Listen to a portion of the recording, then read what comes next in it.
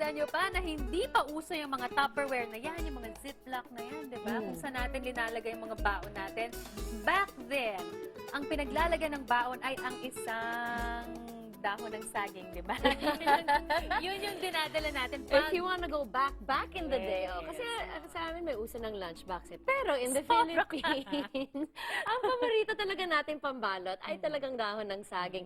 Kasi yung masarap dito, the banana leaf gets infused with the warm rice and it also adds a particular flavor to the food, di ba? Naamoy ko na, nalasahan ko pa. Oh, Grabe. diba? At yan ang childhood memory ni Melvin Pare of Isla Restaurant.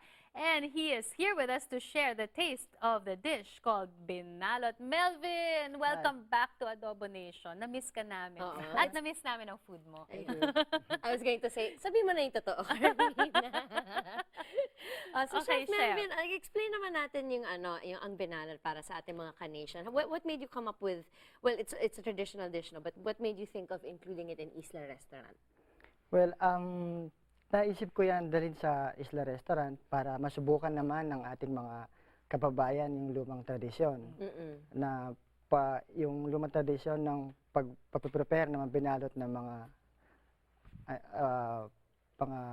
lola natin, yung mga ganon. Kasi ikaw, mismong yan ang pinagdaanan mo, tama? Yeah, my lola. Ginagawa niya yung style na yan sa pag-prepare ng baon namin back in the days pa. So, nung Tsaka binibigay- hinahanap-hanap ko pa hanggang ngayon. Oo, so nung pumapasok ka, tapos pinaghahandaan ka ni Lola ng ganito, mafe-feel mo pa na mainit-init pa yung dahon ng saging. Tama yung sabi mo, malalasahan mo na, maamoy mo pa yung aroma ng sa dahon ng saging. So ano yung paboritong feeling mo sa inyong binalot nung bata ka? Yung tusino, pag linagay mo on top, especially yung mga ulam, like yung mga ganito, ito yung tusino, yung juice niya, mahulog yan sa Mahulog sa kanin, tapos Tapos pag-aagawan mo yung juice niya, yung mga ganon. Tapos Yung glaze manunuot ng na- tusino. Manunuot na yung lasa, Yeah. diba? Yeah. Parang gusto ko makita si Lola ngayon. Thank you, Lola. Nako, grabe. Thank you, Lola Pare. Tama. So, paano kaya, Melvin, na-enhance ng banana leaves yung flavor? Ano ba yung nangyayari doon? Kasi, Of course, alam natin masarap. No. banana leaves, may given na yan na talagang may aroma at lasa. Pero our style kasi is, we use it, we warm it up pa bago lagyan ng kanin. Yan ang sikreto. Mo pa? Sinesteam niyo pa ba? So kailangan i-warm mo ng konti para yung moist ng dahon ng saging pupunta sa kanin at i-wrap mo, dapat mainit ang kanin. I see. So, parang ano ba yan? Di ba pag chef, pagka may ihulog ka na dried spice, ginaganon mo, tapos dun parang lumalabas yung pinaka-flavor. Yes. So, parang ganun yun with the dahon ng saging. You warm it up to further free the Warm mo flavor. yung dahon ng saging, tapos dapat yung kanin mainit. Tapos yun yung combination na kung saan lalabas talaga yung lasa. Yeah. And then kailangan warm mo ng, di ba, babaon na tayo ng umaga, babalot yan. Kakainin mo yan tanghali pa. Oo. So yun dapat. Kaya sa isla, ginagawa namin, binabalot sa time like 9 o'clock, tapos pwede na yan for to go ng 12 o'clock. So parang minamarinate niya muna sa loob ng dahon ng saging. And then, it's a little bit, meron konting sikreto para malasahan pa yung dahon ng saging. Ganun. So hindi na natin pwedeng tanungin kung ano Yan na yung naman sikreto. yung mga sikreto. Ang galing, no? Kasi parang ginagawa niya real time talaga. Kung paano siya lumaki, paano hinanda sa kanya, Ganun ganun din din niya yung ginagawa. sinaserve sa mga kliyente. Ang galing. Tama lang, di ba? Oo, ang galing. So ano yung mga sangkap nitong binalot na sinaserve ninyo? Obviously, may kanin, may ulam, ano pa yung mga dito na sa Like yan, ito yung hard-boiled egg, tapos Pinoy sausage, tsaka ensaladang Kapampangan. Meron din dito yung tusino. Pati naman Buksan nga natin. Sige. Ito yung, Bishi, patingin ng lunch mo. ito yung homemade tusino namin. Ay, Ako rin wow. mismo ang gumagawa nito. Ikaw yung gumagawa mismo Yeah. ng tusino? Yeah. Ang galing. I used to have a meat products kasi when I was 19 pa sa Pilipinas. Oo, manyaman. Manyaman. Ito pa ang isang manyaman dahil actually marami pa siyang dinala. Oo, Beshi. syempre isa-isahin naman. na natin. In true Isla fashion, madami silang mga stars of the show. So sige, isa-isahin nga natin ang mga Dishes Ito natin. yung sinigang sa bayabas. Bulang Sinigang lang sa ang tawag bayabas. sa Kapampangan. Bulang It's a combination with shrimp and ang tamis ng amoy. Sarap. belly. Yeah. Okay. And Okay. then Fresh na over guava yan. Fresh na guava. Over Okay. here. Tapos yan yung St. Peter ginatang tilapia. St. Peter. Yeah. Ganon.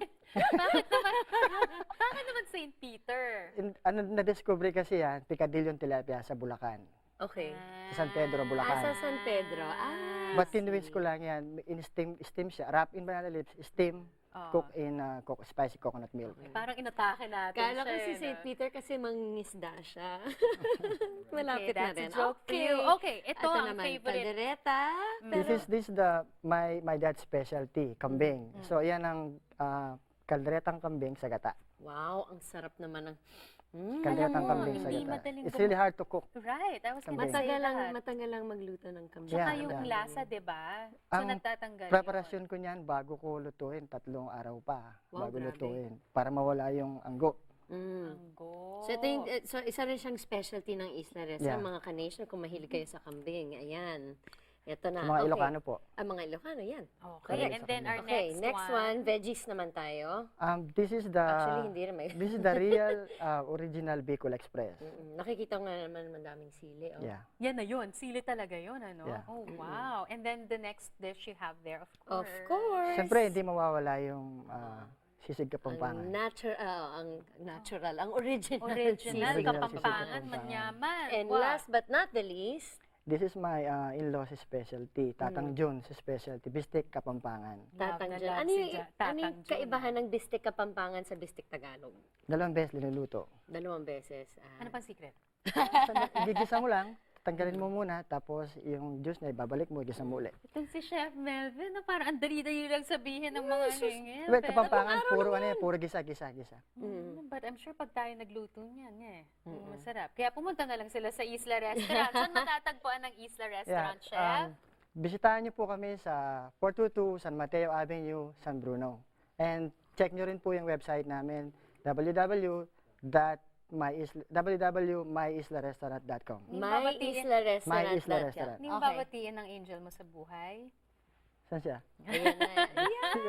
Hi, Angel. Saka si Jay, kasama ko sila. Ayan. Hi, Miss guys. Angel. Thank Welcome back to you. the show. And thank you very much, Melvin. Thank you, Thank you din. very much for sharing this dish with us. Ka-Nation, saan ba nila ay, nasabi na natin. Yeah. Okay. Well, I think it's time to dish out, Carmina. Ano yung target natin ngayon? Siyempre, yung binalot kailangan. Oo. And speaking of binalot, that wraps up Na! this Ang galing mo, ah.